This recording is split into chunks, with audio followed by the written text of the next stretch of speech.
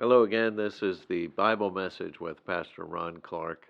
We're going to pick up at Genesis 25, verse 12 in the record, and Moses inserts here the genealogy of Ishmael, and then he goes to the genealogy or history of Isaac. And so respect is given to Ishmael and his descendants, and that's important to recognize by the inclusion in the text here.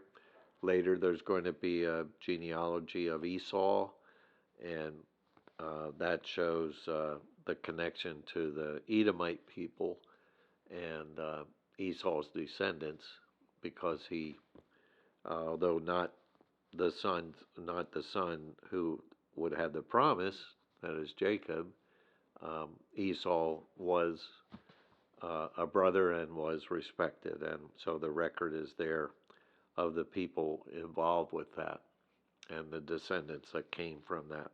So it happens here in verse 12. It says, "Now this is the genealogy of Ishmael, or the history of Ishmael, Abraham's son, whom Hagar the Egyptian, Sarah's maidservant, bore to Abraham. And these were the names of the sons of Ishmael, by their names according to their generations. The firstborn of Ishmael, Nebajoth, and Kedar, and Adbeel, and Mibsan, and Mishma, Duma, Massa, Hadar, Tema, Jeter, Naphish, and Kedemah. These were the sons of Ishmael, and these were their names by their towns and their settlements. 12 princes according to their nations. These were the years of the life of Ishmael, 137 years, and he breathed his last and died and was gathered to his people. And they dwelt from Havilah as far as Shur, which is east of Egypt, as you go toward Assyria. He died in the presence of all his brethren." So these 12 princes, they were settled in northern Arabia, in that whole vast area, and in their towns and settlements and their people groups or nations. So Ishmael is honored here with the record of what his family became. They became the peoples that formed the Arabic peoples. And then the writer goes on to Isaac and his genealogy or his history. And what's interesting here is that this is just the beginning of it, with the birth of the children that Isaac would have with Rebekah. And we see something here about Isaac and Rebekah with their faith in the Lord. But we also see where the Lord grants this because he's going to work through them. And so we'll pick up at verse 19. Genesis 12:19. "This is the genealogy of Isaac, Abraham's son. Abraham begot Isaac. Isaac was 40 years old when he took Rebekah as wife, the daughter of Bethuel, the Syrian of Paddan Aram, the sister of Laban the Syrian. Now Isaac pleaded with the Lord for his wife because she was barren. And the Lord granted his plea, and Rebekah his wife conceived. But the children struggled together within her, and she said, 'If all is well, why am I like this?' So she went to inquire of the Lord." So their prayers went up. Isaac's prayer went up. In fact, we see several times, we saw back before when the time came for him to marry Rebekah, that he was praying, he was meditating.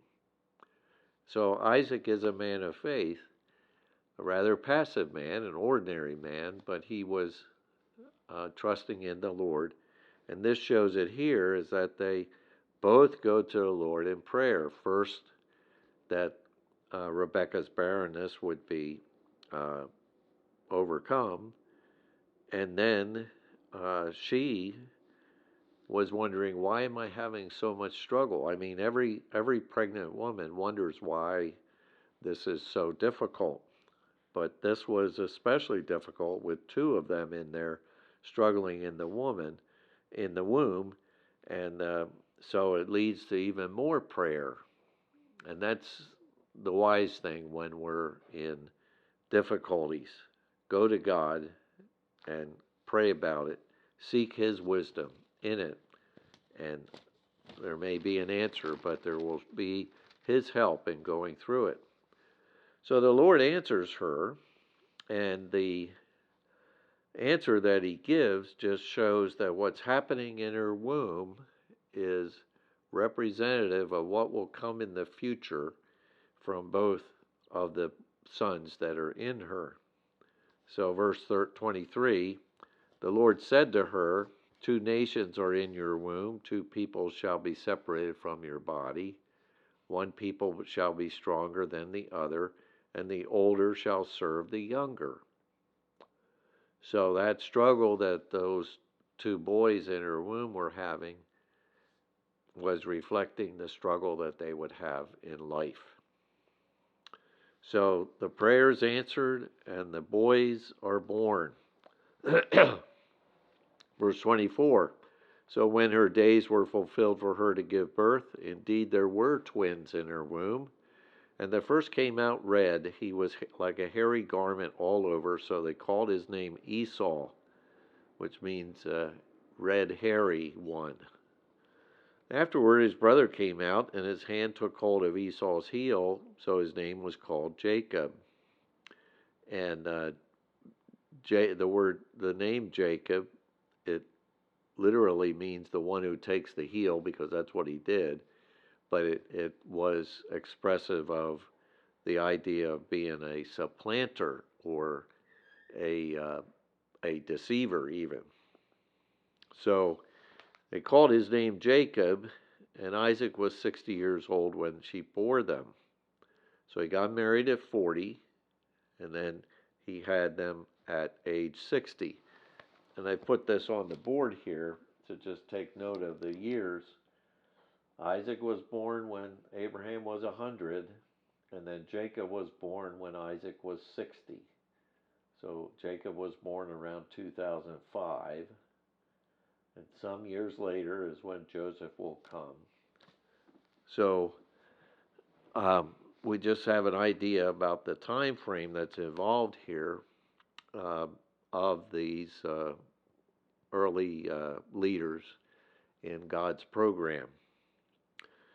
Verse 27, so the boys grew, and Esau was a skillful hunter, a man of the field, but Jacob was a mild man, dwelling in tents. And Isaac loved Esau because he ate of his game, but Rebekah loved Jacob. Now, when it says that Esau was a skillful hunter, a man of the field, it means he was an outdoors man who was always going hunting and doing things in the outdoors, and especially with hunting. So Esau loved him because, or Jacob or Isaac loved Esau because he loved what Esau killed and brought home and cooked. So the venison or other wildlife that he would kill and bring home and would cook in a wonderful way, Isaac just loved this. And also because he was the firstborn, Isaac loved Esau that much more than even Jacob. Now Jacob was a mild man, dwelling in tents, and what this means by mild is that he was more of not passive, but he was more peaceable in manner. It's not that he was weak, but he was more peaceable in manner, and he would think through things even more.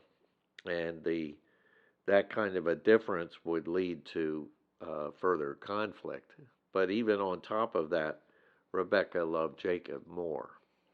So it's important to kind of see this family tension that is developing, so that this kind of family competition often leads to disaster. It often leads to consequences that are unfortunate.